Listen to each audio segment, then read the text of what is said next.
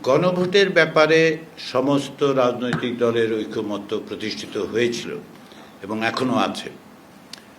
এই প্রক্রিয়ায় বাস্তবায়নের ক্ষেত্রে গণভোটের প্রয়োজন এবং গণভোট অনুষ্ঠানকে সকলেই মনে করেছেন যে জনগণের অংশগ্রহণ নিশ্চিত করার জন্য এটা একটি অত্যাবশ্যকীয় শর্ত।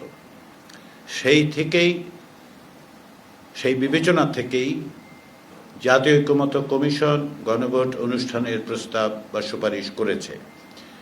গণভোট অনুষ্ঠানের ক্ষেত্রে তারিখ বিষয়ে ভিন্ন মতের কথা বিবেচনা করে পাশাপাশি এটি যেহেতু একটি লজিস্টিক্যাল আসপেক্ট আছে, এটাকে কখন করা যাবে, কিভাবে করা যাবে, সেই বিষয়ে যেহেতু কমিশনের কাছে যথেষ্ট পরিমাণে তথ্য নেই এবং আমাদের পক্ষে অর্থাৎ কমিশনের পক্ষে সেটা নির্ধারণ করা সম্ভব নয়, সেহেতু আমরা সরকারকে বলেছি তারা যেন